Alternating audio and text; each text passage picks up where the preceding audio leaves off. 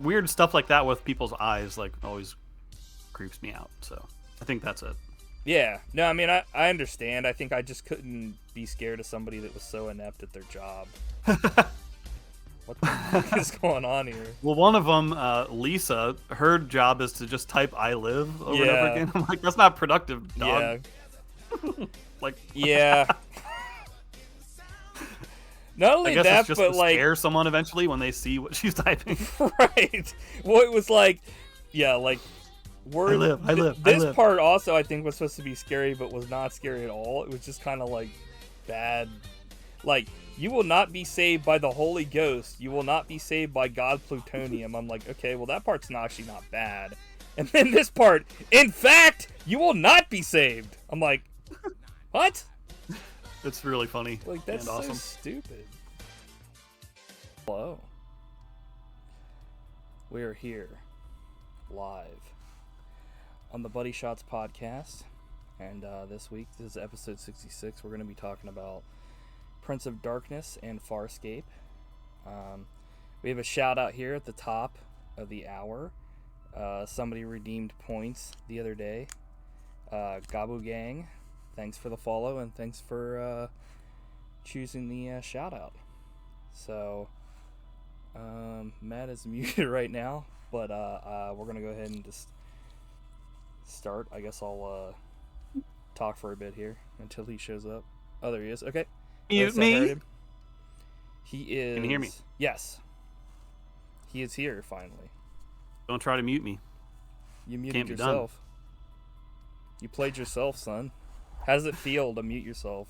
I got muted. I got munched. While the buddies were waiting. How are you doing, man? All right. How about you? Good.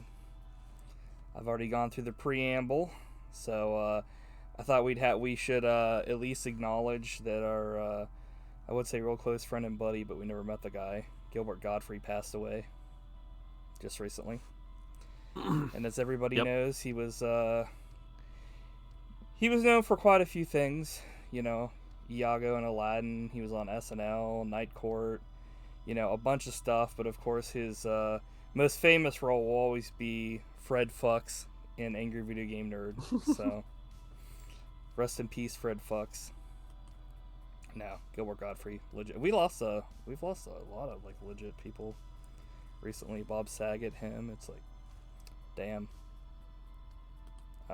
Where'd they go? Speaking of, someone should find him. I found him. I found your son.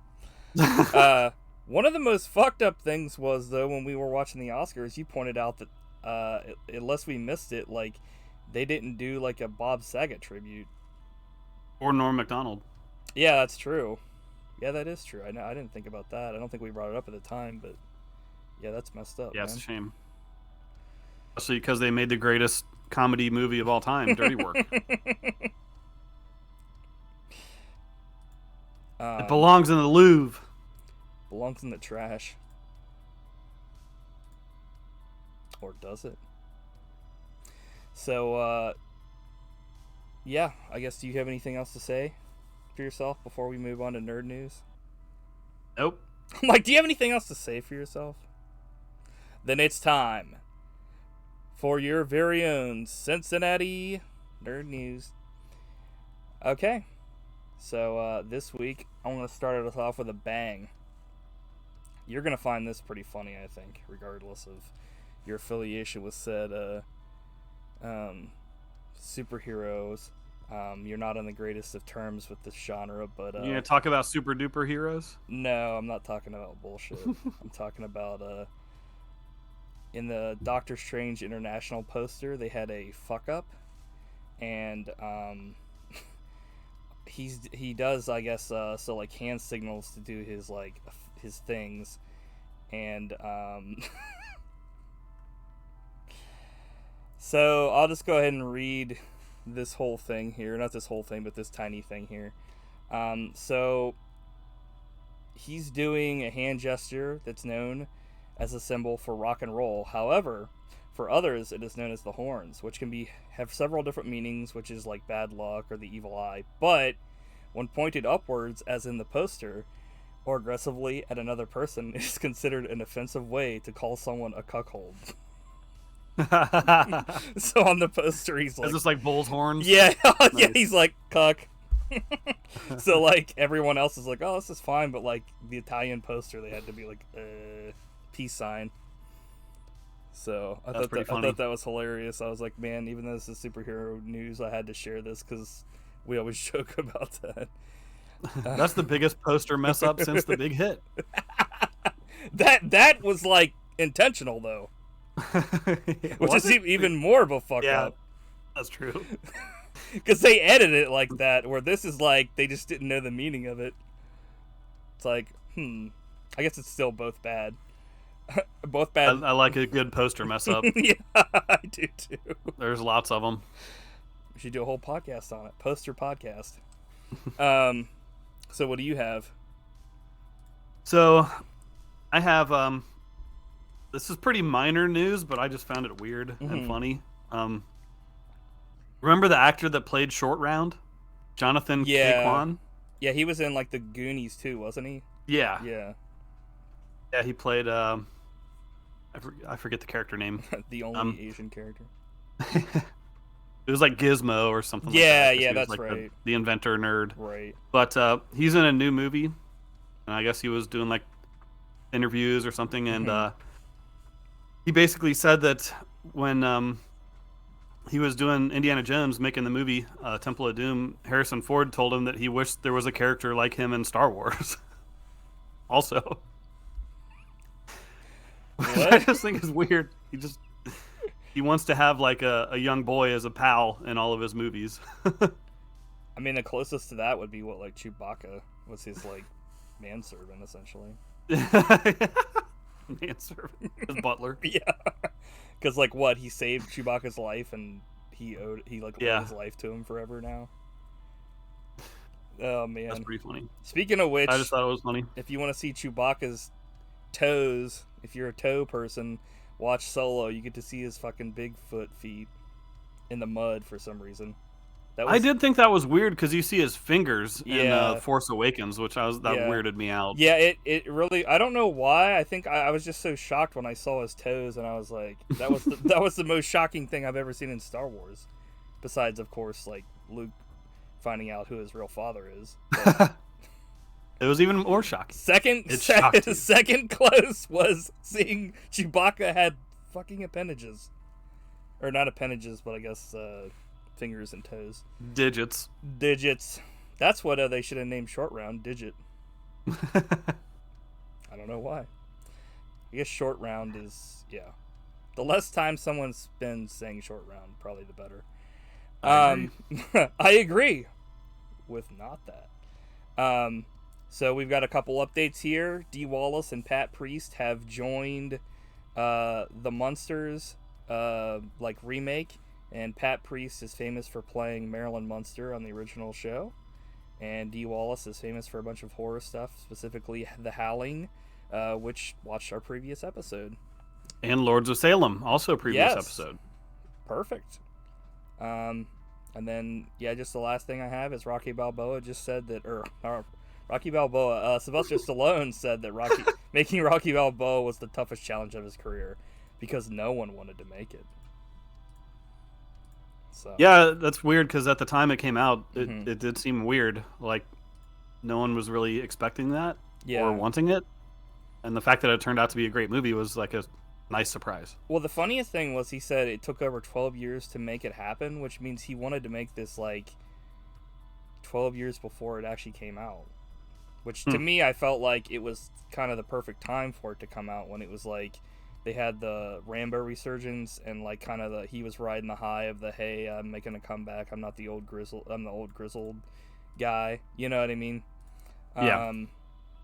But yeah, like you said, he said no one wanted to make it. Absolutely no one. It was considered a joke. But in my heart, I love the idea. And I thought, if I'm going to go out, I want to go out making this movie. I'm like, fast forward to like 50 years later and he's still making films. I don't know, was he like planning on like blowing himself up or something? Weird stuff. Maybe his career was in a bad place at that time. and you kind of I had a guess resurgence. that doesn't necessarily mean that you're gonna die, but usually when someone says when I'm gonna go out, it's not like, it's not the end all be all. It's not like I'd be like, I'm going out. My YouTube career is over, so my life is over. It's like, okay. Do you have any tales this week? No tails. Okay. Only heads. And do your job. Do you have any recommendations? Nope. Nothing specific. Oh, wonderful. Okay. Well, then let's jump on to... we got a lot to get to anyway, because I have a lot of stuff to talk about. I have a lot of stuff to talk about. I have a lot of notes here. So let's get to our first weird watches. Farscape. Both of these were my pick this week. Farscape and, as I said before, The Prince of Darkness. So if you don't like these, then you blame me. I'm like, if you watch this podcast, you must watch this. So Farscape, I didn't know this. I guess it was made in Australia, American science fiction television series. So, and it was on Sci-Fi Channel, obviously. I'm like, obviously. But yeah, it was conceived by Rockne S. O'Bannon, and of course, like we talked about before, the Jim Henson Company. I guess the Hallmark Entertainment was a part of this, which was kind of weird. I didn't really see the Hallmark influence, but the Jim Henson Company was responsible for the various alien makeup and prosthetics and 2 regular characters, both Rigel and the pilot, which, I mean, it's, if you watch this first episode, you can totally tell which one's for the Jim Henson puppets. It's like, but the premise is American astronaut John Crichton, that's like a total American name, finds himself thrown across the universe when an experimental mission goes bad. Crichton teams up with a group of rebels involved in an intergalactic battle and begins a journey unlike anything he dreamed was possible while trying to find his way back to Earth. So yeah. What did you think? I thought it was, I don't know. I thought it was okay. It's kind of hard because, like, notoriously science fiction shows are pretty crap. Like, their first, like, I think, like, even, I mean, like, Star Trek Next Generation, their first season was, like, almost all shit. And, like, it did have, like, a lot of, like, I liked all the effects, and I liked, as far as, like, the practical stuff, the CG's a little dodgy, especially looking at it now. Oh, yeah. It was like watching a PlayStation 1 game. I wouldn't go that far. But at the time on TV, I'm sure it was like, I mean, it's standard fare for sci-fi, but, like, for any other respectable channel, it's like, ugh. It's weird because, like, the first, like, little bit of this show, like, before they go into space, it looks pretty shit. It's like 4x3 480i over here, and it looks bad. But then once they actually get into space and get on the sets, it's like they got an upgraded camera or something. I don't know what the hell that was about, but all the stuff with his dad before they were talking about him going into space, it just didn't look super interesting, and it was also like just filmed on a worse camera, it seemed like.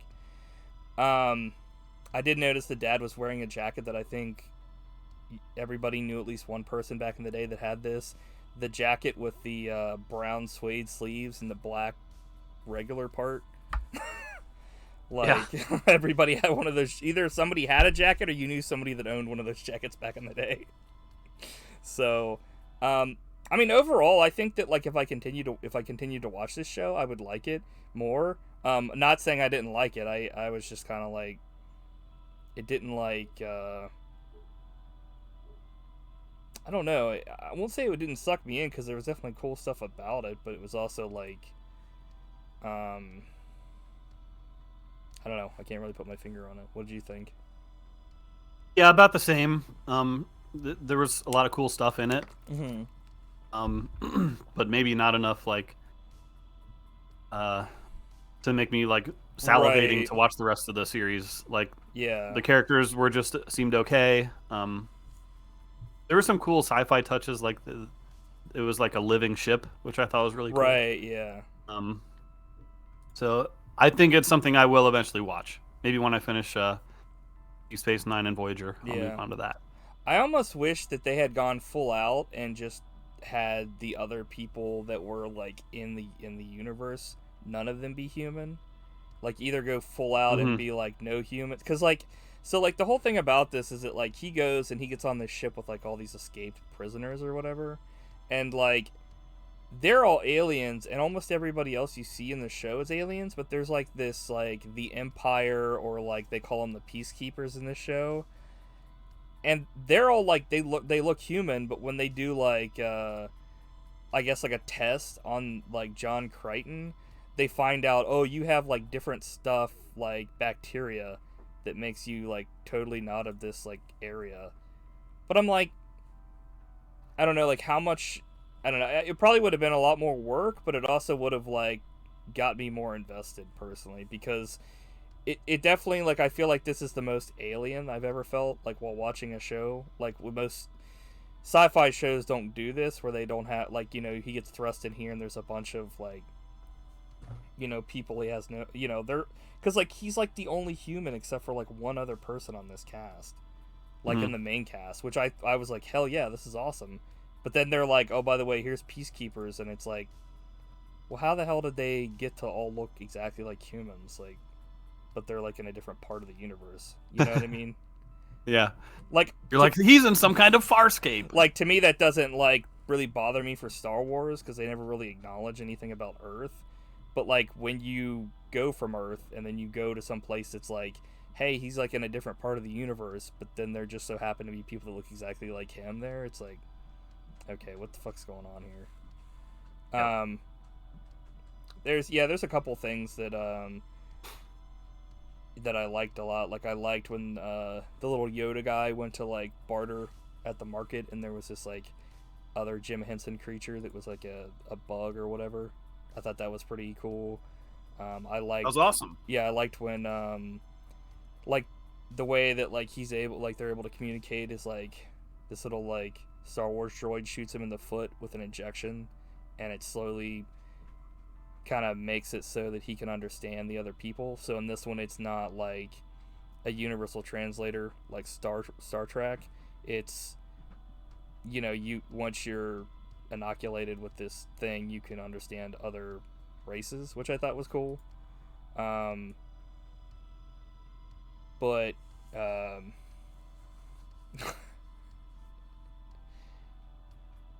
I'm trying to think if there was really, I mean, there was a lot of other cool stuff. It's just like, yeah, I don't know. Yeah, the potential's there to be a really good show. Yeah. So eventually one of us will have to watch more episodes and see if it gets better. Yeah. Yeah, no, I agree. I mean, I think I've heard nothing but like awesome stuff. That's why I wanted to watch this, because like all I see when you type in Farscape is like, why was Farscape so awesome? Why did it, you know, get canceled? This is great, you know, like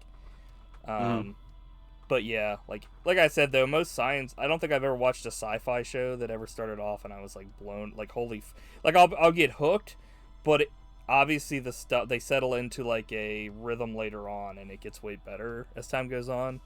Because almost always it's like this first, it's kind of like the opposite of most shows. Like sci-fi almost always gets better as time goes on, whereas like most shows get worse as time goes on, because they like run out of shit to do, if that makes any sense. Whereas like, it's sad that like there's so many Star Trek shows now, and they're all so terrible that we're looking for like 90s sci-fi shows to watch instead of Star Trek, because it's, well, I mean, it's like Star Trek. This is like back when Star Trek was good anyway, around this time. So, yeah. So it's like this is. I think just in general, that's when sci-fi was the most like still. You know, they were giving a shit, because you look at like Star Wars too, and it's like, okay. But then again, I guess Star Wars was never really sci-fi. It was like adventure and space kind of stuff. So I did have a question though. There was this when the guys got captured. Did you like notice that there was some random like guy with an English accent that was like one of the police officers? Mm-mm. He was like freaking like, all right, then.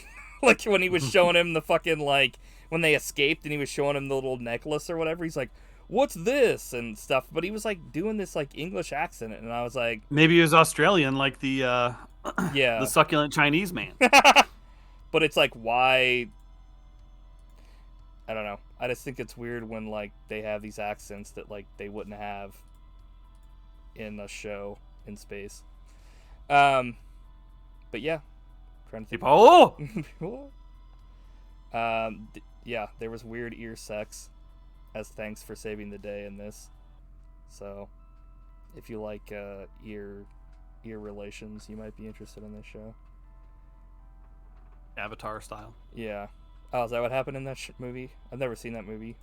I think they use their tails. Oh, okay.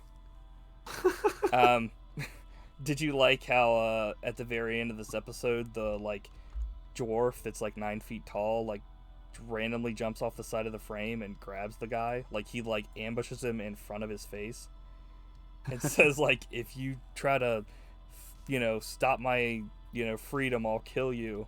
But like, he literally jumps out at him in front of his own face, and I was like, eh. At the end of the day, though, yeah, I thought this was like really cool. It's just another reason why like I miss old sci-fi. They just don't make them like this anymore, sadly. Yep. Indeed. The problem is it's more like stuff is set in space, but it's written from the perspective of just like the dialogue of just a person. They don't go out of their way to like create any world building. It's like, what if we just put like 2022 era, Earth in space? It's like nobody wants that shit. You know what I mean?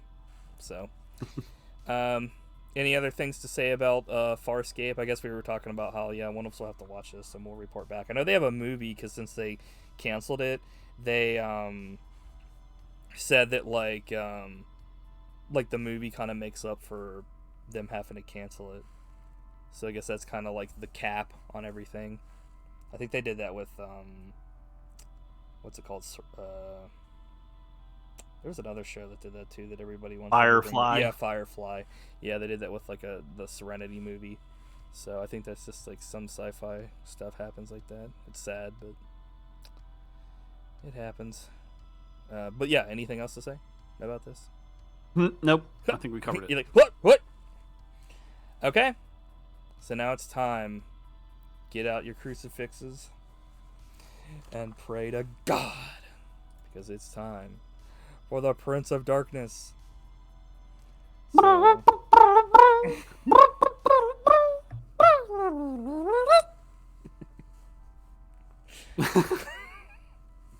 I thought that'd be appropriate. You thought wrong. But it was funny. You're welcome. Your kazoo is warmed up. You're welcome. So, let's just talk about Prince of Darkness, because this is a 1987 American supernatural horror film written and directed. We've been talking by about John Prince of Carpenter. Darkness for like 20 years. What do you mean? Like you and me. That's true. This is the first time we've actually talked about it on the podcast in full. Yeah. We've brought it up quite a few times, but we've never gone in depth until this very episode. We weren't ready. We didn't have the balls to nominate it. We had to get to episode 66. Should have waited 600 more episodes. Then we could have went all the way to hell. But yeah, we've got, this is like a who's who. We've got freaking Donald Pleasance here. We've got Victor Wong. We've got, Jameson Parker. We've got Lisa Blount. Oh yeah, the guy everyone loves, yeah, Jameson Parker. Yeah, I know, right?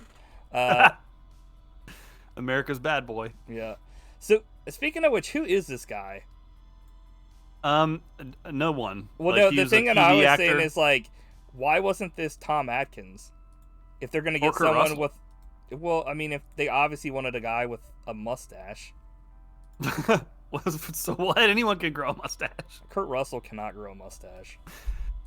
Are you kidding me? Not like Have Tom. you seen Tombstone? Not like Tom Atkins. Dude, What you just said is probably the most egregious falsehood I've ever heard in my life. Listen, I don't want to hear it from Mr. fucking Universal Soldier over here. That doesn't apply. It just... What are you talking about? It doesn't apply. You just said it was the most egregious thing ever. It's not true. Not true. It is. Impossible. Not only is it impossible, it's improbable. And not only are weapons encouraged, they're allowed. I need you to put... I've just posted a picture in the chat. Okay. I need you to put that up on the stream and then take back what you just said. No, I don't take orders from terrorists. Ultimate mustache. No. I think your Kurt Russell love is blinding you to the facts. But I've always thought that Jameson Parker was like the one weak point of this movie. Yeah. But I don't even think that anymore. Like, he's good. He's fine in this. It's just, you know, kind of an unknown actor. I would say he's not the weak point of good. this movie, but there are definitely weak points to this movie. But apparently this is the second installment in what Carpenter calls the Apocalypse Trilogy, which begins with The Thing, which we will talk about, and concludes with In the Mouth of Madness, which hopefully we never talk about. Which I'm sure we will now that I said that. Somebody will nominate it. So, essentially, this is about a bunch of quantum physics students in Los Angeles, and they're asked by Donald Pleasance, the priest in this, to investigate like this ancient cylinder of liquid discovered in a monastery, which they come to find is a sentient liquid embodiment of Satan. So how did you first hear about this, or when did you first hear about this movie? So the first John Carpenter movie I ever saw was The Thing. Mm-hmm. Because like I was at that time I was trying to seek out like the most like gnarliest horror movies out there, and I was like, whoa, John Carpenter is awesome. I want to see all of his. It's gnarly. I want to see all his movies. So you just kind of worked your way through them and stuff. Yep. So it wasn't like you heard about it or anything. You just kind of worked your way through it. Okay. That's correct. And I think we saw it at the same time, like we rented it on video. Yeah, this was something that you had kind of talked to me about and stuff. So, I guess I wasn't really gonna answer the question because everybody already knows. Every day I talk about how you told me about this movie, so it was an unneeded story. But I guess that's a buddy tale for not another day, but 2 days. So what do you think about the old guy that like croaks? He's probably like the best part of this movie, right? At the beginning, where he like has no lines and just plays old. He plays dead as a dog. He's in the Brotherhood of Sleep, and he goes to sleep forever. He's like, Rover, come over. Just like, yeah, this guy's like, the keeper of the flame, essentially. And before he passes it off to the next guy, he like, meets his maker. So, the soundtrack, at least in this, I think this kind of changed during the film, but like at this beginning part, kind of after this, during the credits, it's like sounds very like, out of all of his other films, this is the one that sounds most like Big Trouble in Little China. In my opinion. Yeah, I love the soundtrack so much. It's like, kind of like, did you even try? But then like the other, like this is the only part that's kind of like that. So this movie's almost wall-to-wall soundtrack too. Like there's music through almost throughout the whole thing, which is really cool. So we've got Donald Pleasance here. He's playing another religious figure. See our previous episode, Nosferatu in Venice. And I looked this up on IMDb, or I looked this up. He's listed in the credits as Father Loomis. Did somebody fuck with me, or is that actually true? I looked it up on IMDb, and it just says his character name is Priest. Okay, I think that somebody just put that in the fucking like IMDb, like when I was, because I have a couple like quotes here, and I think that I think somebody was messing with me. Well, not specifically me, but I think they like put it in there because he played Dr. Loomis in Halloween, so they were like, Father Loomis. Because yeah, like at least in the movie, at the end, he's credited as just father or priest. Yeah.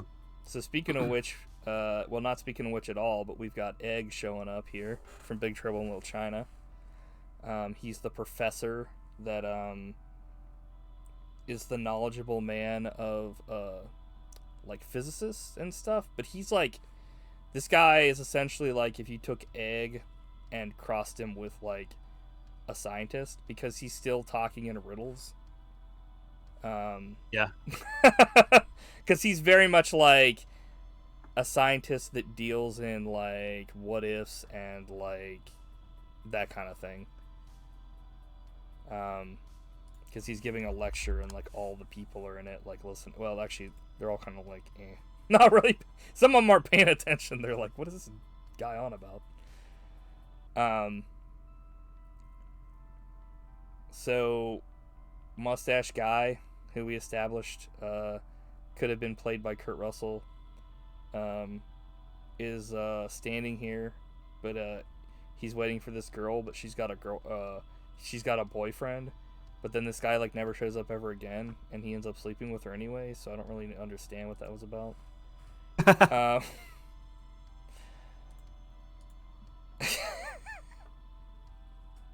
So what are your thoughts on like your general thoughts on this movie? Oh, we're gonna jump ahead to that, huh?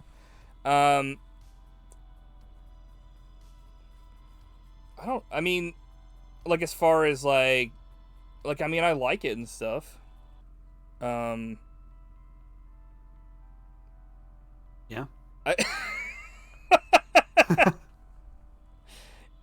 There you have it. I don't, so like, I don't know, it's hard for me because like, this is one of the ones that I definitely like, I don't want to ever say anything bad about a John Carpenter film because they always bring something different and new, but like at the same time, there are certain things about this that I find like not great. Really only a couple things. And one of them is like, the part where they're all kind of like holed up in a room, like in multiple rooms, like kind of hiding from like the possessed people. Kind of goes on for a little too long, in my opinion. Yeah. But well, this movie is pretty short overall, which is usually a good thing. I mean that wasn't really an issue in my opinion. I feel like it was like, that was really the only time, because like there's not like a ton of like, there's no, can't really say this is like an action film by any means, obviously. So like there's not a ton of like action and stuff. I mean, there's stuff that happens in the film that's like shocking, but the story is delivered mainly by, I guess, what I would call like discoveries and like past recollections and stuff.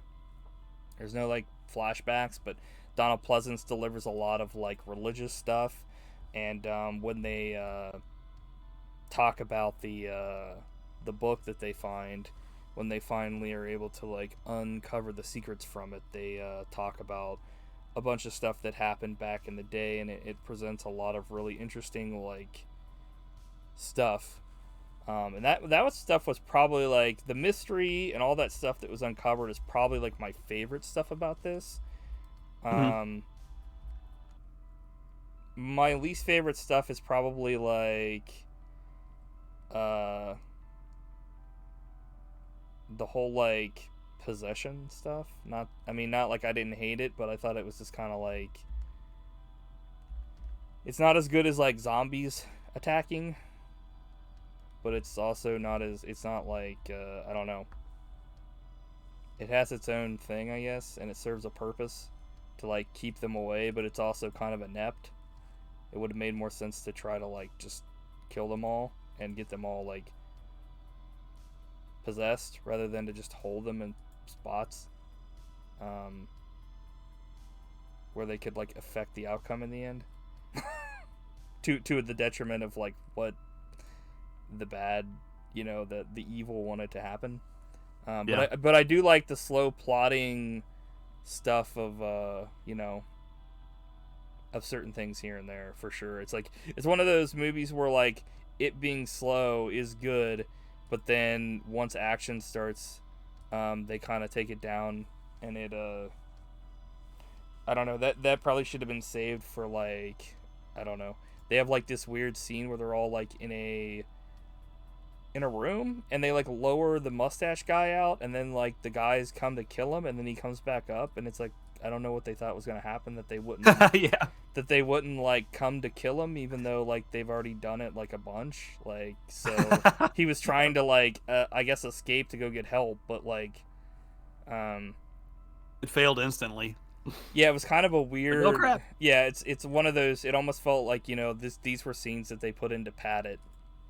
Not that I would say that would ever be something that John Carpenter would do, but it just felt that way, and that's probably why I have to say I didn't like those scenes. But overall, like, I like this because it's like I'm always intrigued with like religious stuff, and especially stuff that's like, this is like mixture of like religious stuff and like science. So it's like, right. Like to me, like one of the most interesting things, even though I don't really play them all that much, is like the whole idea that like in Doom, where they open like a portal to hell, but it's not on Earth, it's like on Mars. So it's like randomly, like it's never really explained fully, but they somehow open a portal to hell on another planet. Mm-hmm. Like that's all. I don't know, like that whole thing of like, you bring in like the religious stuff where it's like apocalypse kind of stuff, but it's like also in space, like that cosmic kind of stuff. It's really interesting to me, because it once you get to space, it's like people tend to think, hey, if something's on Earth, you can see it, you can touch it, you can manage it, because as big as the Earth is, there's a finite to it, whereas like space is like infinite, so it's like we can't even fathom how big it is. And when that comes into play, it's like you add that, and then you add in like stuff like that, like old world stuff, Cthulhu, ancient crap. It's like, okay, this is stuff that like people couldn't fathom, let alone fight. So I guess I kind of went on a tangent, but that's what we do. This is what we do. So how'd you like? Yeah, I agree. Like on the surface, if you were just to watch this movie with like no sound, mm-hmm. it would look like a maybe even cheap looking like horror movie. Mm-hmm. But it's the ideas and like the mm-hmm. writing that make it amazing. And I think like John Carpenter wrote the screenplay under an alias, and like he's underrated as a writer, because the mm-hmm. writing, like the ideas and the dialogue and all the writing in this movie is like top notch. Elias. It's so awesome. I think it's like, even if like John Carpenter didn't write every single thing that he directed, I mean, there are definitely, like, you can tell when there are like ideas that were put in that he put in, because like he never puts in something, he never does something that someone else has done before, for the most part. Like when he does stuff about like, religion, it's like, oh, Jesus isn't actually an alien, right? It's like, what? Or like in the vampire thing, it was like, the first vampire was like a botched exorcism, and it turned Silver into a fucking vampire, Valak, and it's like, what the hell is going on here? Like, this kind of stuff is really interesting, like, and yeah, so I agree. Cool, man. So what'd you think about, like, on the TV when they were talking about a supernova, and they said it was a new discovery, but it was in quotes? Like, why would you ever say a new discovery is in quotes? Like, they knew about it, but like you're finding out about it as a, like, what does that mean? I was like, what? I was like, it's like no reason for the the new discovery part to be in quotes. They're like, a new discovery by idiots. I'm like, what? But yeah, like we were saying, like the this kind of starts off with the whole discovery of that like green canister, which like the effects on that are cool because it's like a swirling. It was probably like, you know, they had some liquid in there that was swirling around with like glitter and some other stuff because it's like this cool green stuff it's swirling, and apparently it was Ecto Cooler. Yeah, it's been there for like ever. It's like the ooze from Turtles or something. And it's the anti-god. Right. But it's like it's been in so weird. It's like the place that it's in was built in the 1500s, but like they carbon dated the thing, and I think at one point she said that it was like 10 million years old, and I was like, yeah, it was 7 million years. I was like, which I love that touch, like blew me away. I was like, Jesus.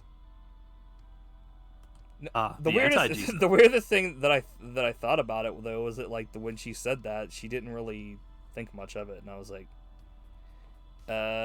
this is a man-made thing that's 7 million years old. That right there would have been like the biggest. That would have alone been the biggest like discovery in humankind up to that point. Right. By the way, this thing that is like obviously man-made, and it has like glass on it, and like it's got this swirling thing in it, and it's not hooked up to anything, and it's doing this on its own. It's 7 million years old. It was from dinosaur times. Dinosaurs made this. Is this Flintstones over here? Like, they're like, it's a living. Yeah. It's. What'd you think about? So go ahead. I wanted to ask. Oh yeah, go ahead. I was just gonna say, what'd you think about Tom Atkins' light over here saying confirmed sexist and proud of it, and then he says just kidding, and I'm like, nope. Pretty sure that was for Tom Atkins, this role, because Tom Atkins is like a complete sexist in most of the movies that they cast him in, like The Fog and like Halloween 3. Yeah, he basically just abandoned his family. Yeah. For no reason. Yeah. Just because he's a horrible person. Yeah, and then he ends up having sex with this, like, you know, woman that's on the borderline. It's like there was never an ID check. But what were you going to say? It would have been so much better to have... you're right. Like, having Tom Atkins would have been amazing in this. I agree with you, though, about, like, Kurt Russell. He can grow a mustache. I just think that, like, Tom Atkins... like, probably would have been best for this role because, like, just the way that his character like reacts to stuff like this. Mm-hmm. And Kurt Russell's great too. I mean, I like him. It's hard for me to even like argue that. I just when I think of mustache, at least back then, I think of like him because he was sporting the mustache from like all of his movies for the longest time randomly. Yeah, it's like a permanent fixture. Right.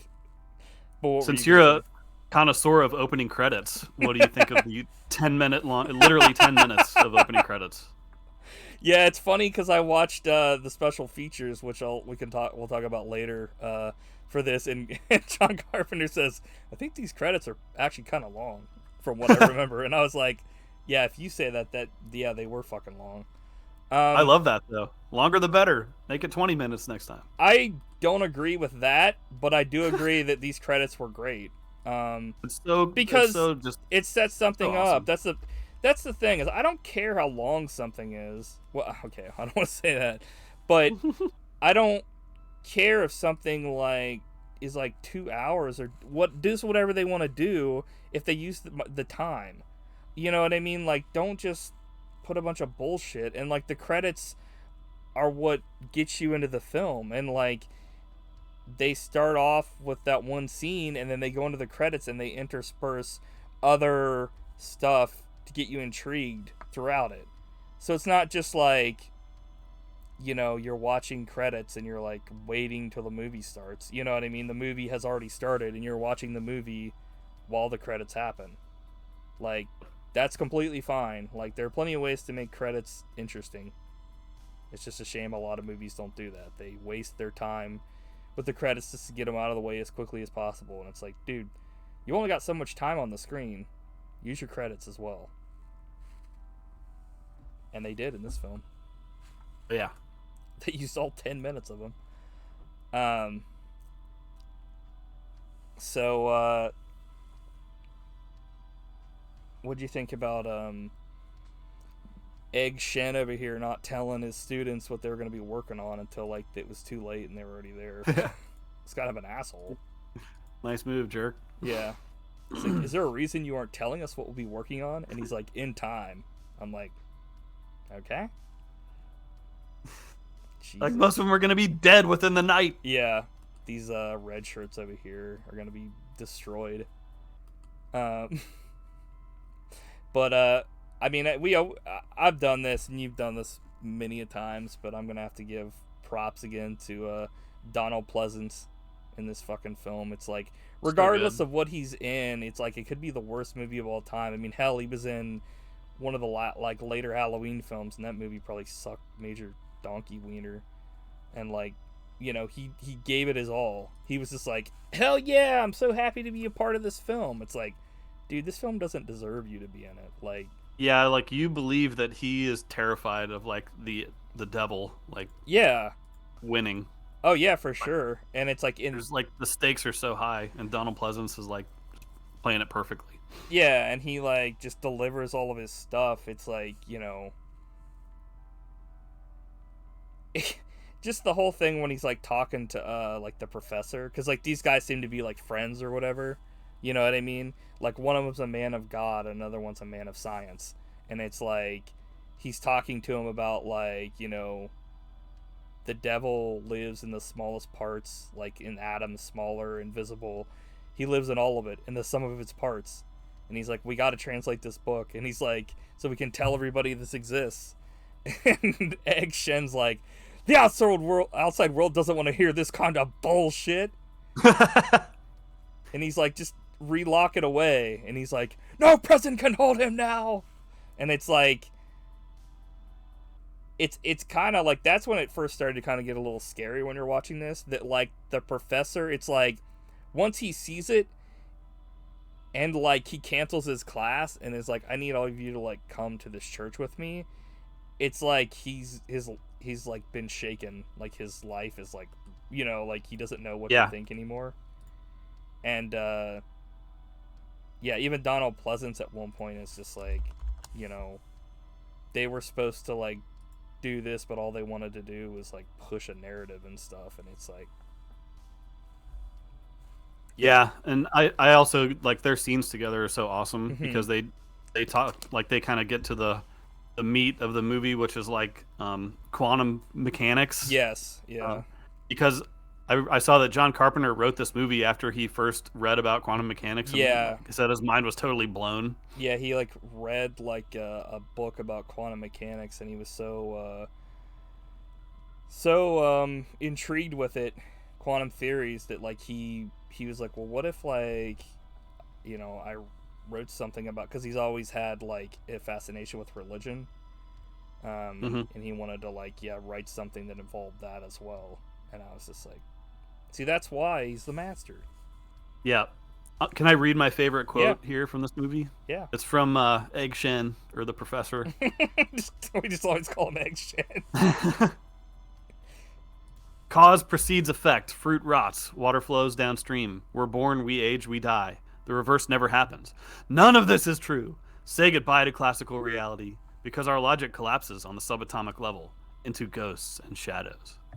Yeah. I'm like, dude, this is amazing. It was a bunch of nonsense, like, when I first heard that, and then I was just like, I didn't know where the hell he was going at first with that, but that's before... Where the hell? He can say whatever the hell he wants. Yeah, it was, I mean, there's so many, like, I mean, realistically, this is, like, a dream for this guy, because he's, like, all he does is talk about, you know, he just, like, is a scientist that, like, talks about random bullshit that, you know, maybe could or couldn't happen. So, like, when this happens, he's just, like, you know, blowing his load over here. Were you... He's not the only actor from Big Trouble in Little China. Well, that is in this true. Movie. We got Mr. Apple Waster over here. Very true. Throwing away half an apple for no reason. He's a monster. Yeah, that's the equivalent. That's the perfect. Hey, we need you to take a, you know, be eating something. take. He was just like, fuck this. I think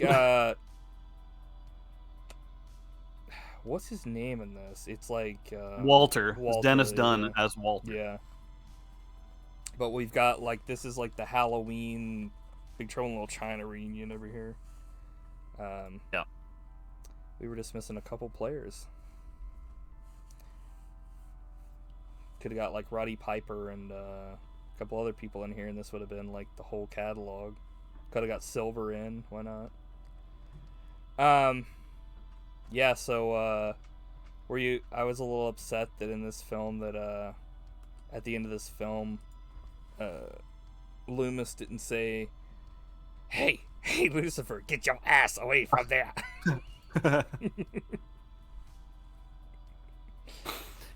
Hey, demony.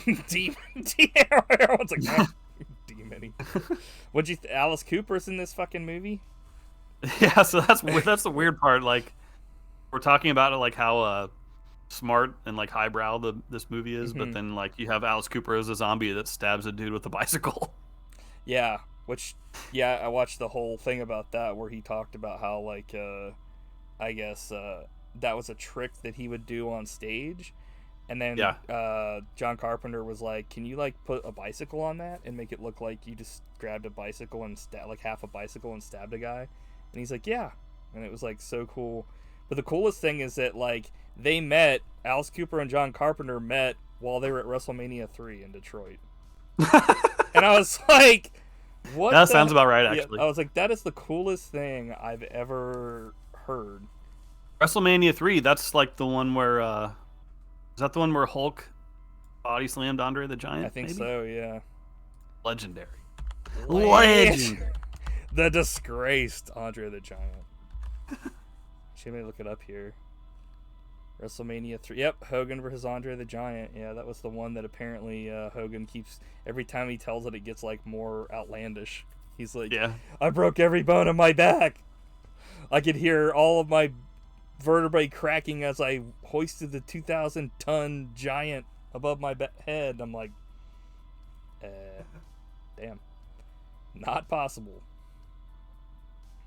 Another thing I love about this movie and movies of this time were like, there's some cool matte paintings. Oh yeah, for sure. I just put one in the chat, which the whole frame, like, it's just a painting. Like back in the day, they would just make a painting and then shoot that, footage of it, and that's in the movie, and it just looks awesome. Yeah, I mean, the thing about I don't know, it's really, really cool, and like I guess I just wish that they would like, I don't know, do more stuff like that. I remember with the original Batman movies, like with Michael Keaton, they would film on like either a set, or they would film it like, some place, and then they would extend Gotham up way higher with matte paintings that would like make the sky rise go up, and it was like, so cool. Just looks cool. Yeah. And it was like something that I think they did that in, they definitely did that in like Dick Tracy and stuff, but yeah, so cool. Speaking of which, Weird Sky, I had that as a note. There is a couple scenes where like somebody will look at the sky and see it, and it'll be like orange, but then when it goes back to like their face, the background's blue, and I'm like, what? So color was not matched, but it wasn't like something that I was gonna deduct points for. We got the gang of homeless people led by Alice Cooper, like we were talking about, watching, waiting, commiserating. So we got. I think that's another reason why I like this movie, because it's kind of like survival horror. You have a bunch of people like holed up in a location surrounded by basically zombies. But they don't really know that for the most part. Yeah. And they also like, it's kind of weird because it is, but it's also not, because it's not like it's intrusive like zombies. Because if zombies were to, it would just start happening, and then they'd be like time to fortify, where like that only happens in like one real scene, and it kind of seems out of place. But we'll get to that next episode. No, just kidding, we won't. No part 2s. I do want to talk about though how like the other professor they bring in, that's like, I don't know what his name is, but he's like smoking a ton, and his face is like redder than a baboon's ass. Like, I forget what his name is, but he's one of the last guys to get like turned into like a possessed guy. But he's like the only other like adult there. I mean, I guess they're all adults, but you know what I mean. Like, he's like a professor besides Egg Shen. Donald Pleasance, when he comes, he like instantly like spider senses the evil homeless people, and like looks over and sees like that lady, the homeless lady that comes up, and her voice. What'd you think about, like, I mean, obviously everybody would think this is cool, but like they change her voice. She's like, what you're doing here is so great, reopening the church, but like her voice like scales down as she talks. It's really creepy. Yeah, and she has like a cup. I think that's really, really cool. Yeah, and he's like he's like disgusted by it, and I'm like, yeah. They have a bunch of random worms that are on a window, which I'm sure what they did with that was like put a little thing through the window and shock it, because I think that's like a trick that I've heard to make worms move, is to like they like connect two things and like shock things on the window, and the worms are like wiggle around. So Speaking of that, this reminded me of like just about a week ago. Oh yeah, I was on a walk. Oh, and I was on a path, and it was just after it rained, and there were so many worms on the path, like I couldn't walk on it. It was crazy. I was like, ugh. Like other humans? What? Like there were other people, like you think other people are worms, so you couldn't walk on the path? I'm like, these worms, get out of my sight. You make me sick. I've never seen something like that before, but like me either. Whenever it rains, worms do like come up and they're like, kill me, birds. I'm like, why? Stand your ground. And then they're like, but my home is flooded. Or let me get roasted to death on a sidewalk. It's like, you would think they didn't have a fucking brain. Maybe they don't. We'll have to ask Ed Shin. He's like, worms having brains? All of this is false when you go to the subatomic worm level. I'm like, what? It breaks down into worms and shadows. I hate to tell you guys this. Or I hate to tell you guys, but this is real bullshit. It's like the guy that gets killed and like turns into a zombie, like he gets stabbed and he like turns into a zombie and like speaks like a fish man would. Remember when he like delivers the news? That's the guy that gives this line. It's like, this is like the worst actor in this film by like far. It's like, Jesus Christ. I have some news, and you're not going to like it. Yeah. I love that line. That's like, very Mama. effective. It's like the only thing that he delivers that was actually supposed to sound like shit. Yeah. So, like, everything else you said was supposed to sound good, but you fucked it up because you're a horrible actor. Which I almost never like talk shit about people's acting, but it was like, dude, was this guy trying or what? Entering differential equations from 2,000 years ago before it was invented. This is the kind of stuff that like really gets you like, wait a minute, what? Like, this is the kind of stuff I love in sci-fi and other stuff where they're like, oh, we uncovered a tomb in Egypt, and they're like, oh, okay, that's cool. And they're like, what we found, and it's always like the beginning of a big, Independence Day or something, where like they find something, but what they find is like, oh, we found this, but this was from like 2,000 years ago, or like 3,000 years ago before Christ, and we found like a, like a car. You're like, what? Like that kind of stuff, where it's like, we found something that shouldn't exist in this time period. Like, always like very intriguing. Yeah, for sure. All that stuff. There's a Tom and Jerry cartoon being played where the cat goes to hell. Yeah. So is that where the trumpeting dude comes in? I want to talk about that guy. I think, yeah, that's the guy I was talking about, where his face is like redder than a baboon's ass at some point. Yeah. So like, that character made me so mad. I'm like, what the fuck are you doing? Oh, is that what you were alluding to earlier when we... Yeah. Okay.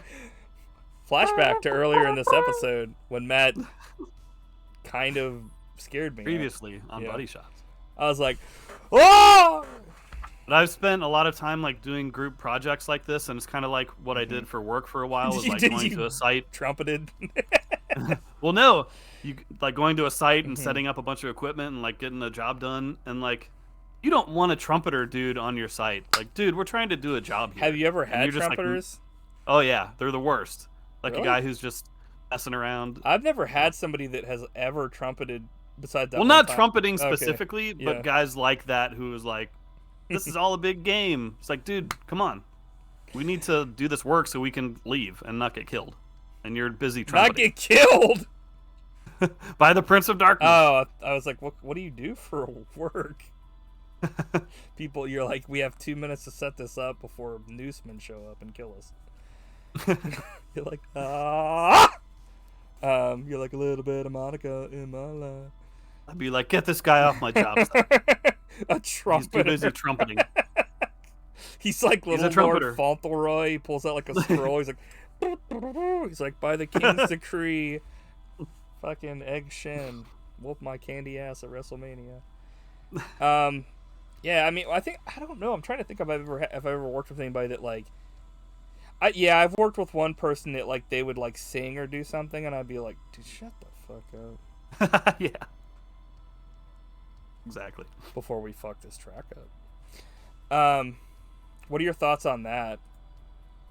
What? Having someone shut the fuck up before you sabotage your own music? All I can say is take the bass line out. No, you don't have to. So we got this line that I wasn't really sure what to think of it. He says, I used to break out when I was 12. Doctors said it was homosexual panic.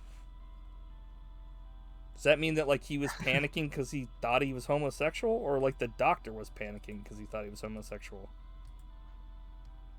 Yeah, Didn't get it. It was different times, man. Well, it says like it didn't come out. They didn't say obviously like the F word, but it was just kind of like I don't really get it. So we got a pigeon crucified.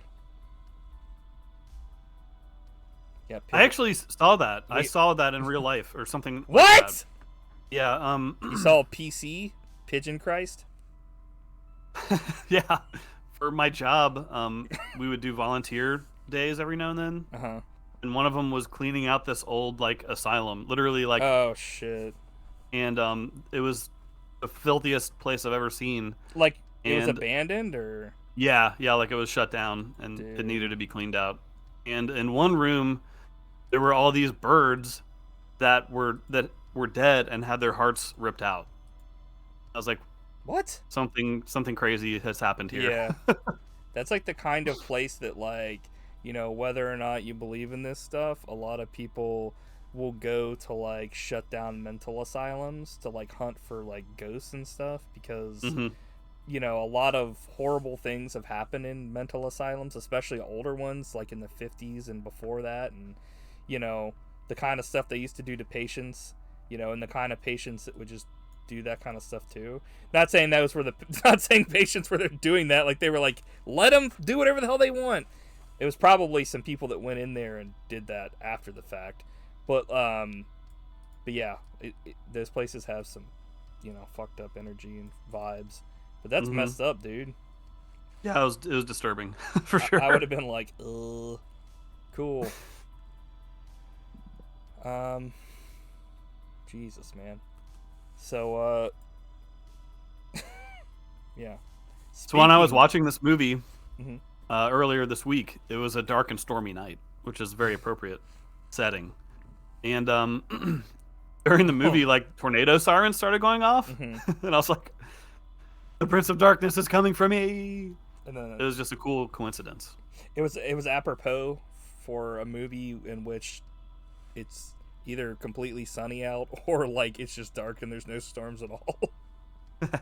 But it was horrifying. What are you like a fan of storms, or are you Oh yeah, don't care either way? yeah, love them. What about tornadoes? I'm fascinated by tornadoes, and I've always wanted to see one in real life. And I have lots of like dreams about tornadoes for some reason. So you want to be hit by a tornado? I want to be killed by a tornado.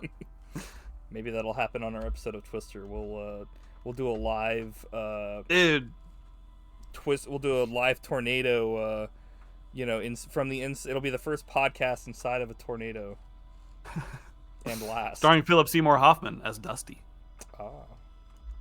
Starring our corpses as fodder for worms. So, speaking of the green liquid under the church and pure evil, Brian says, a life form is growing out of prebionic fluids. It's not winding down into disorder. It's self-organizing. It's becoming something. What? An animal. A disease. What? But he should have said, what? An animal. What? A disease. What? Stone Cold style. Over here. Oh, man. It doesn't matter what it's turning into. Egg says that, and everybody's like, what are you talking about? Yes, it does. That's the whole reason we're here, you idiot. It doesn't matter what the hell it is. It's like, what?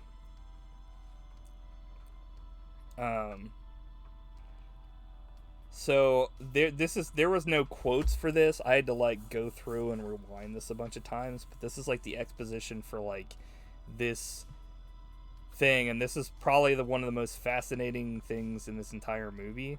And I don't think I caught this the first time I watched it, because essentially this movie is proposing that, like you said, Christ and a bunch of other, like Christ and even like the evil are like some sort of like science fiction, otherworldly, like it's not evil, it's not good, it's like it's not metaphysical, it's scientific.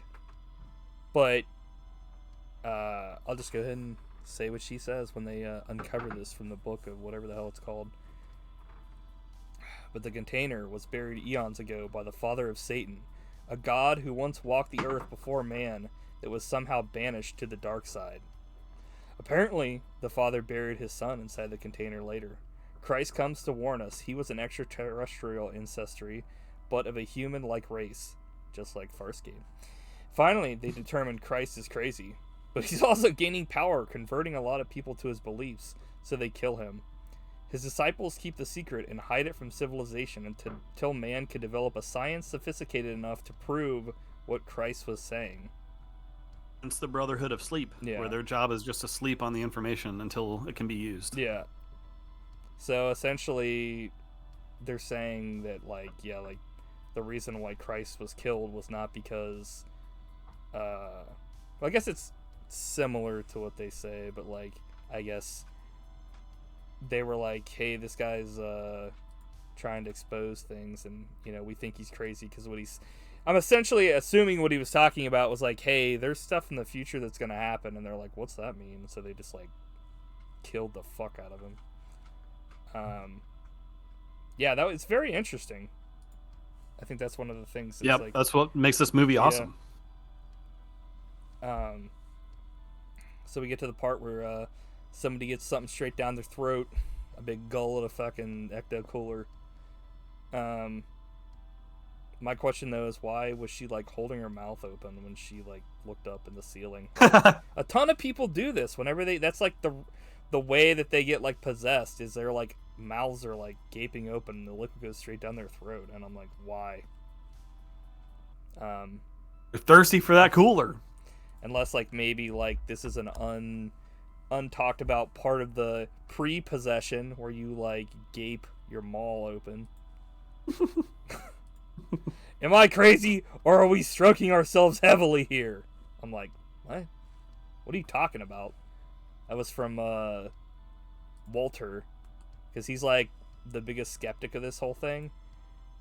But like, if you were stroking yourself, you would be like, you'd be going more towards what you believe in. So if you're like a skeptic about, you know, all this being like even real, then you'd be like, this is bullshit if you were stroking yourself. Not stroking yourself towards the thing you don't believe in. Unless he finds pleasure in pain. He's a fucking masochist. He's a freak! Yeah,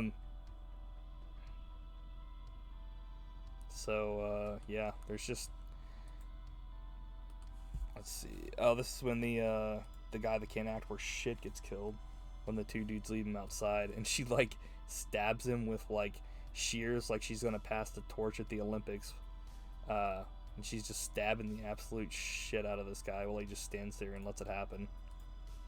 And then like beetles surround him, which I don't know. What do you feel about that? I didn't like worms and beetles don't really scare me. Like I'm assuming, I mean, everybody has their own thing, but like I thought it was gross. to me, if it was like centipedes, it would be different. But like beetles, I don't find like I like them. I don't really find them like scary. I would not enjoy standing on a mound of beetles and like crushing a bunch of them, which is what you see in this movie. Yeah, I that's the only thing I wouldn't like. I wouldn't like killing a bunch of them. But if somebody was like, "Hey, we're gonna put a bunch of beetles on you," it would probably be weird at first. But like, sounds awesome. I would rather do that. Beetle me up. And I'd rather have worms on me than to have like something like centipedes or like spiders on me. Yeah. I don't know why. Yeah. I thought that was a pretty cool scene because he basically like turns from human into a mound of beetles. Yeah. Haven't seen that before. He's like, oh. And I was like, why?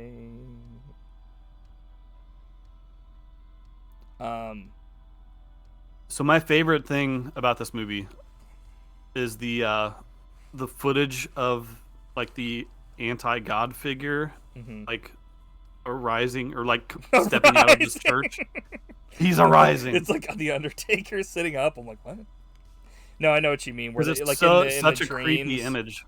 Yeah. Yeah. They're all having the same dream. And it turns out that it's footage actually beamed to them from future scientists. Right. Who recorded like the awakening as a warning. But the weird thing is they're recording it like right in front of the dude and somehow was still able to get away. Yeah, from the future year of 1999. Yeah, this is not a dream. Not a dream. We are using your brain's electrical system as a receiver. We are unable to transmit through conscious neural interface or neural interference. You are receiving this broadcast as a dream. We are transmitting from the year 1999, so 1999. Wow. You're receiving this broadcast in order to alter the events you are seeing.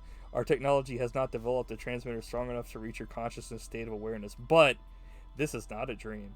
You are seeing was actually occurring for the purpose of causality of violation, and then it's just like, that's the last thing that's ever said. Very cool stuff, man. Yeah, cool stuff. It's bone chilling. Until the very end when it's not. It's like, okay. And I know you said you don't love the stuff about like the people becoming possessed. I mean, I don't think that it's bad. I just think what it leads to kind of is kind of like in it, like kind of boring. Like them all huddling up when they like, because like my biggest problem is what happens is like they huddle up for like essentially like almost a whole night, like a day. Yeah, the timing's really weird. And then I noticed that. And then this time. Instead of like just making a plan and getting out or something, they just decide to like fight back anyway. So like, what was they wait till the last second? They're like, "Oh crap!" What was the fucking point? Like, right? Like, and not only that, but also they're trying to dig through that wall. Yeah, and like they're making really good progress in like 10 seconds, and then it's like it cuts back to hours later, and like they've barely made any more progress. Well, they said it'll take like 2 hours, and it's like it's taken them a long time. Doesn't look like 2 hours to me. Well, they said they said this will take 2 hours, and Walter goes, "Damn, okay, well I got nothing better to do." And so you're just sitting here, you know, they're doing their bullshit. They lower the guy down for no reason. They pull him back up. And then he, like, when they're trying to break in to kill Walter, he essentially, like, becomes like a mole and, like, digs his part through himself instantly and, like, gets through. Why didn't you just do that hours ago? Exactly. I was like, why didn't you just dig? Well, he didn't dig from his side at all. Until the very end, and I was like, I was under the assumption he didn't have a way to dig through, and that's why, you know, like there was nothing in there for him to grab or do anything with. But then he starts going ape shit and does it anyway, and I was like, this is when this kind of lost me, like this part, like so stupid.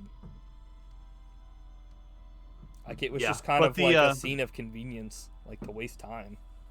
Yep. I've always thought that like the the Kelly character who turns into a demon at the end. Like is, the person that's got like red stuff on them because they're like her face basically turns into they're blood. turning. Essentially, she becomes like the son of Satan. Like she's possessed by the sun, so she can pull, Satan through. I've always found her very creepy. Like that's Mm-hmm. it creeps me out every time. It's kind of Evil Dead-ish almost. Yeah. But she's like laughing and I like think giggling. Evil Dead is like actually scary. Hers was just like gross. I don't know why, but something about it really creeps me out. It's just like it's bordering on like too burnt person, like not super scary. Mm-hmm. Whereas like Evil Dead, it's like it's more so when they get turned in that they go full like I don't know, like they become like human gargoyles. Yeah, and then they can like turn back to trick people, which I thought would have been way cooler because like if he has all these powers, being able to like turn themselves back to try to trick would make a lot of sense. But I could totally see that. Yeah, I mean, I felt like, it definitely had that whole thing to it, but it was like, I don't know if it was for performance, but it was just kind of like the son of Satan was like an idiot to me. It just kind of came across as kind of like inept to a degree. Maybe it's like something about the way that she has her eyes super wide open. Mm-hmm. Like weird stuff like that with people's eyes like always creeps me out. So I think that's it. Yeah. No, I mean, I understand. I think I just couldn't be scared of somebody that was so inept at their job. Because it's like, the problem is once they really start to like try to get Satan through the mirror, like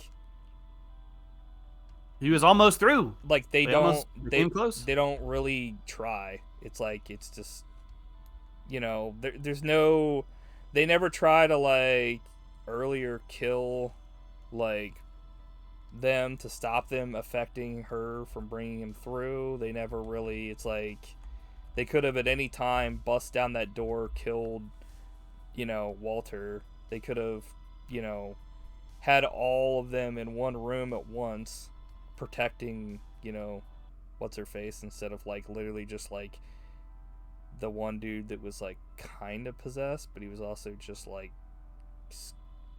scared. He was like scared of his own reflection because he was like half still remembering that he didn't want to be possessed or something, and I was like, what the fuck is going on here? Well, one of them, Lisa, her job is to just type "I live" over and over again. I'm like, that's not productive, dog. Yeah. Like, yeah. Not only I guess that, it's just but to like scare someone eventually when they see what she's typing. Right. Well, it was like, yeah, like I live. This part also, I think, was supposed to be scary, but was not scary at all. It was just kind of like bad. Like, you will not be saved by the Holy Ghost. You will not be saved by God Plutonium. I'm like, okay, well, that part's actually not bad. And then this part, in fact, you will not be saved. I'm like, what? It's really funny. Like, that's and awesome. so stupid. Like, She types it like really fast and in all caps. Like, in fact, she's yelling at me. I'm like, oh, thank you, Satan. In fact, I will not be saved. It's like, okay. But yeah, this part where the Wyndham, the guy that sucks at acting, finally develops his magnum opus. I've got a message for you, and you're not going to like it. Pray for death. But, like, they have him, like, sound like a human gill man. Like, if Creature from the Black Lagoon talked. It's like someone underwater, like, I don't know, I can't even do it, but it's like, it's really legit. It was cool, for sure. I liked it a lot. But, yeah, his previous acting, not so much. If I heard that in real life, it would be almost as scary as if I heard a moan. It would be way scarier, in my opinion. If I heard somebody moan, I'd be like, I don't know. We've already talked about this in the Big Trouble Little China podcast, but it's like if someone was moaning, I'd be like, dude, they're having a good time. Unless it was like, like Bob Marley from Scrooge. Or wait, that's Jacob Marley, I think, right? I was gonna say, wait, what? Where he's like, oh, like that. I'd be like, okay, this guy's like ghosting it over here. But like ghosts aren't known for actually doing that IRL. That's a like movie thing, I think. Well, He's like, IRL. I shot the sheriff, Yeah. but I Fucking did not Scrooge. shoot the deputy. Scrooge. No, no, no. He's like a buffalo soldier. Scrooge in America. Fighting for more coal now. I'm like, what? Hi, yeah, Yeah, yeah. it's like, Hi, why? yeah, yeah, yeah. They're like, come to the beach. I'm like, cool. Right across from the island. They're like, just go to King's Island. Fuck us. So we've got the figure that appeared on that lady's arm. Could it be the mark of the beast? It's like, The secret of the ooze was unleashed under the ceiling and back into the lady's mouth. Yeah, she like legit drinks this entire canister while she's sleeping. I did have a note written here where it says like this is one of those situations like in a modern movie it wouldn't work due to cell phones or internet being a thing because you could just call the cops, whereas when this was filmed there was no mobile phones, so it was like it worked perfectly because like in this situation they're just stuck, like they really can't do anything unless somebody's walking by on the street and they yell to them, but they're so from where they are it's like they can't just get They're out. trapped, like Right. Rossetti the rat. What do you do with a rat? You set a trap. Set a trap. So the possessed guy, we were talking about this where he like looks in the mirror, sees his neck, and is crying and laughing, and Donald Pleasance just looks over and is like, "What the hell is going on?" 'Cause he's like hiding behind this like little furnace thing, and they never find him, which forgot about that. It kind of shocked. We already talked about the downside. Donald Pleasance says, "Christ, where are you?" That was like his acting's so good, but he was like crying essentially because he was like, he didn't want to be killed, and he was also like didn't want this to happen. He still had faith, obviously, but he was just kind of like, His faith is shaken to the core.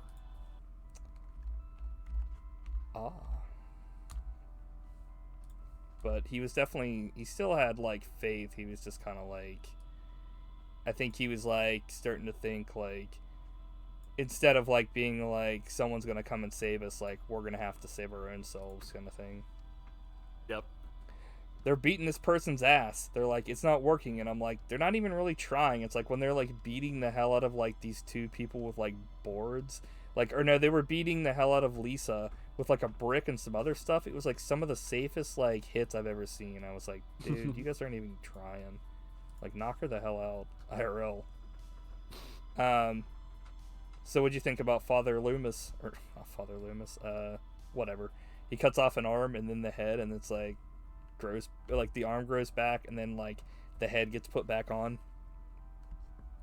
That was pretty some cool, legit stuff. It's like, well, what do we got to do to stop this? And then we kind of have one of the stupidest things in this film, where she's pulling like Satan's hand out, and instead of like pushing her in with him, this lady runs in and like jumps into the mirror and pushes both of them in. And I was like, couldn't you just like pushed her in? Instead you like doomed yourself to be in like a demonic hell forever. Yeah. Like for no reason. reason. I do think it's interesting, like she's basically the like female lead in this movie, and Right. she just basically super kills herself at the end of this well, movie. she's like the female lead that like has zero time. Like I would not have put any money that she was any sort of lead at all in this film.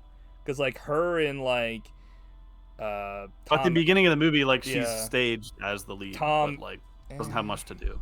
I mean, Tom Atkins and her kind of, but like they give more time to like Loomis and Egg Shin in this film at the beginning. So it's kind of like, are these literally supposed to be like the two main people? Is like this woman and this guy? Because like we're fucked. These two old codgers.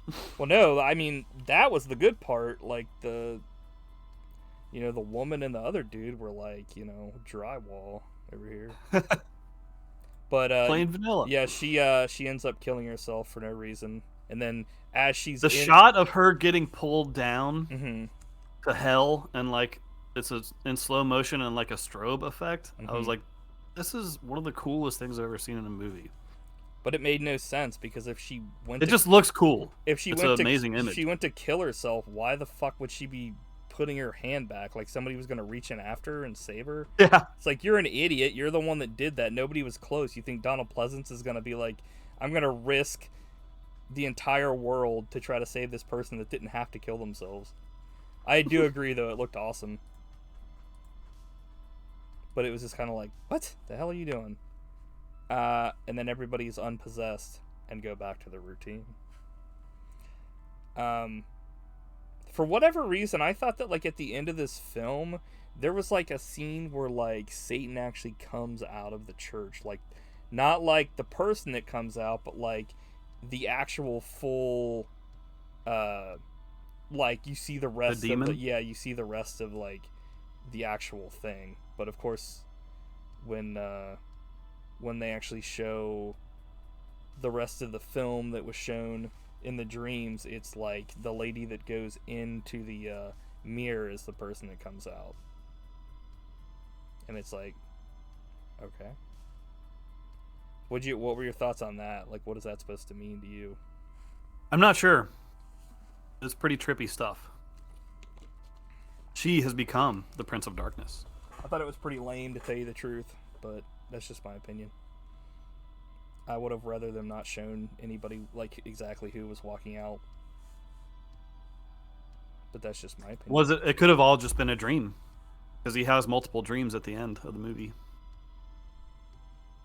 Oh, you mean like the finish was like the end, like, Yeah. yeah.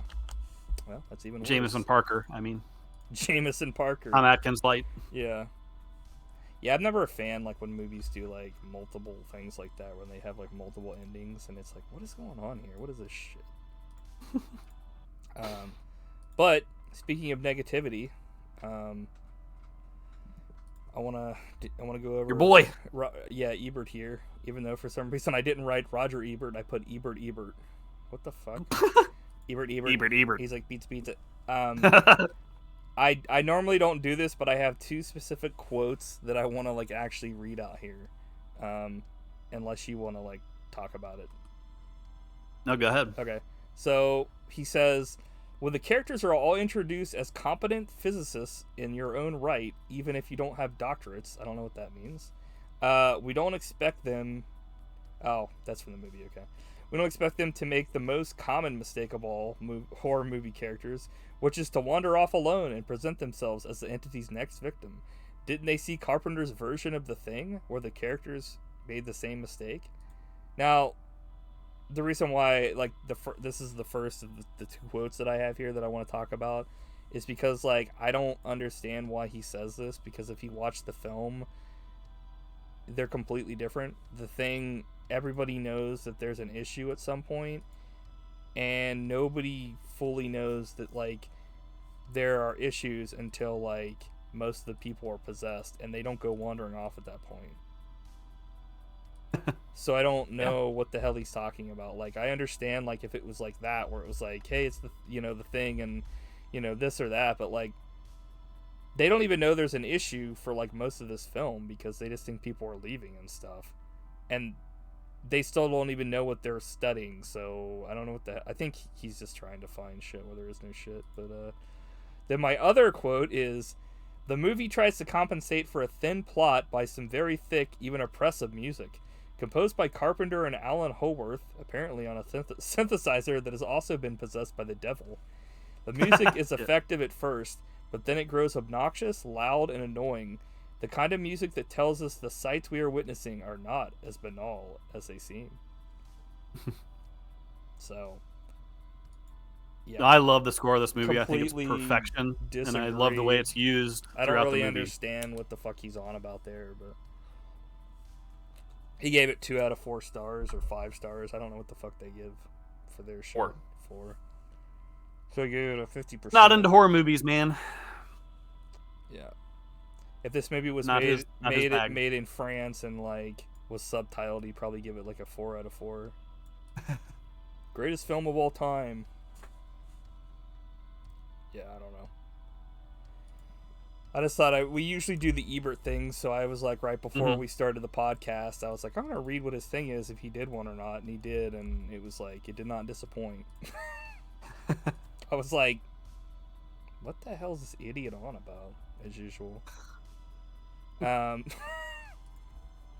feel like I shit all over Roger Ebert all the time, but like, a lot of times it's like, in my opinion, he just completely misses the mark with certain things. Like that, I don't really get it. Like, it's like we saw two different films.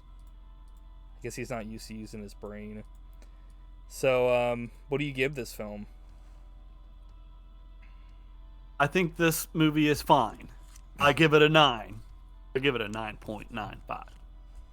No, I love this movie. I think it's awesome.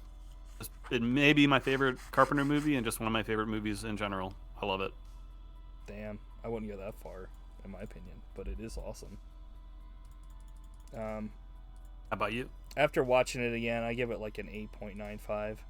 If it wasn't so slow and that one part, it would probably get a perfect, but that's just like, it's sad to see in a John Carpenter film, but it lost its way at one point. But nothing that was like, this film sucks, obviously, but I like it a lot, and I like the it's definitely, I don't know if I could ever put it above The Thing, like, or put it above like Escape from New York, but There's a lot of good ones. It definitely has like, yeah, it definitely has like some awesome shit with it. It's just kind of like I said, the stuff we were talking about with the faults that I think we both talked about, and I don't know if you agreed on it or not, but no, I agree. I get it. He gets it. I'm hip. I'm with it. But it's a perfect score. So let's see here. We got a couple things here from the interview with John Carpenter on the special features. He says, "I'm not looking forward to the end of humanity in reality, but in cinema, it's always a lot of fun." You have to be careful because the audience doesn't like apocalypse stuff. They want a little hope. He says, "Movies are all bebop now." And I said, they're all bebop, sadly, not rocksteady as well. I don't know what fans... Speaking of, what the hell does he mean by that? Like, what is he... Movies are all bebop? Like, that makes no sense at all. Like, that requires further explanation. Yeah, I'm not really sure. I'd have to look up the meaning of bebop, but, I do... he was saying something how, like, he feels like a lot of films, like, especially horror films, do the same old shit. And like they don't take like, not all of them, but they don't take like he he did like a different angle on things, and you see a lot of the same derivative stuff over and over again. And I definitely agree with him on that. Not everything, but a lot of things. And then one of his last quotes, he says, "I don't know what fans treasure. I watch basketball, read the news, and play video games." And that's kind of like, I don't know, like the special features on this are like okay, but like the Severin ones are better in my opinion because they actually show you what the questions were and they don't cut it to pieces. Like in this, it just showed like clips of the film, and then they would have him say a couple things, and then they would show clips of the film again. It's like, dude, I don't give a fuck about this. I just watched the film. Like, yeah, I've always hated any special feature that includes clips from the movie. Yeah, it's unnecessary. It goes against the point. Yeah. Like, I think the only really good one I've ever seen was the Klaus Kinski one we watched for what's it called, Nosferatu in Venice, because like they show the questions of what was asked, and like they don't cut anything out. Like, I hate when they cut shit out and it's just literally like randomly you'll get the middle of the sentence like, yeah, this is blah blah blah blah blah, like, he says, "I don't know what fans treasure. I watch basketball, read the news, and play video games." It's like, well, what was the question? Was the question like, what do you think people think about your films? Or was it like, what do you think is your fans' favorite, movie you made? Or, you know what I mean? It's like annoying. I didn't come to watch the film again. I literally just watched it. And then the only other thing I have here is about Alice Cooper's thing. He was talking about how Creature from the Black Lagoon was the first film he ran out of in the theaters in fear when he was little. And he was a fan of Dracula, Frankenstein, and Wolfman. And the only thing you're missing out is Abbott and Costello. And I said, well, he must be a fan of our previous podcast where we watched the whole film. And we think he's a commenter on that episode? Maybe. He says, from the Twilight Zone, Alfred Hitchcock presents, all those great ones. I would watch it all the time. Alice Cooper says he feels they either should have... So this is a question I actually have for you. So he says they either should have shown the hand... They should have not shown the hand or shown the whole thing. Like, the demon or whatever, like Satan. And he says, and having said that, maybe he's alluding to a part 2. Who says they can't do Prince of Darkness 2? Thoughts?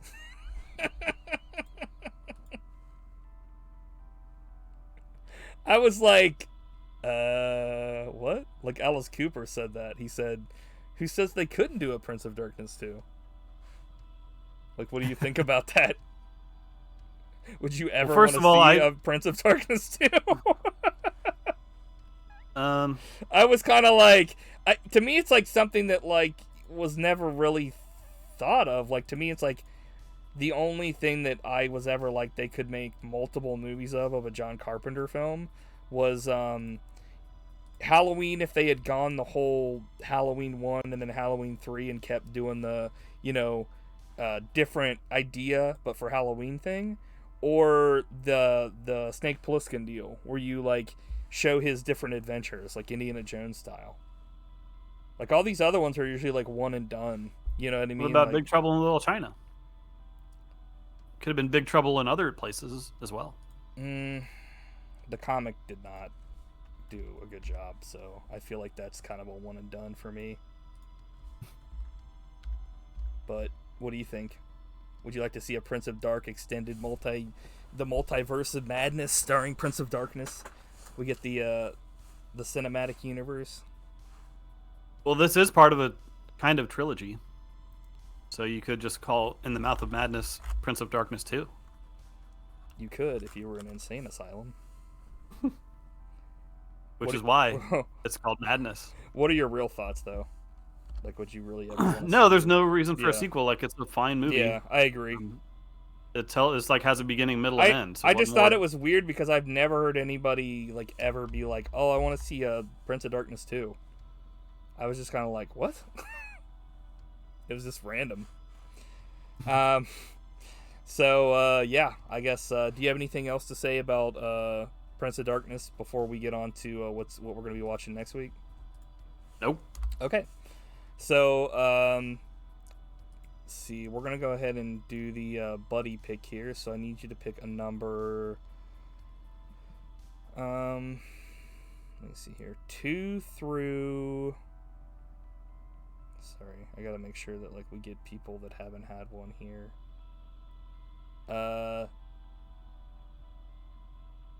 I'm like, talk amongst yourselves. 2 through 14.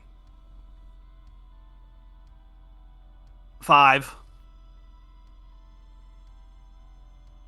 Okay. So, A or B? Okay.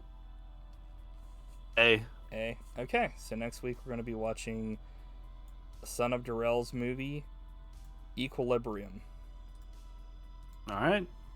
And my weird watches for next week, I think this is available on pretty much anything from what I looked it up. But I want to watch the first episode of Resident Alien starring Alan Tudyk. I think it looks pretty funny. So, so as usual, everybody, thanks for coming by, and check us out, Steak Belmont 64 on Twitter and Instagram, and every Monday at 12 p.m. these episodes premiere on YouTube. So check us out, leave us a comment and a like, and yeah, you can nominate a film as well. Just come by whenever we're live. And Matt, do you have anything to say? Anything to hawk or? Nope. I think we nailed it once again. Perfect episode. No mistakes. Well, that's true, as usual. But the perfect. Except for that time you said Kurt Russell can't grow a mustache, and my head almost exploded. Well, I mean, you can be wrong, so. No, seriously, thank you for being the perfect co-host, Matt. And thank you. Thank me. I'm like, thank God for me. Thank you for thanking me. Well, thank God for my life. So, yeah, I'll let you play us out as usual. All right. Bye. The junk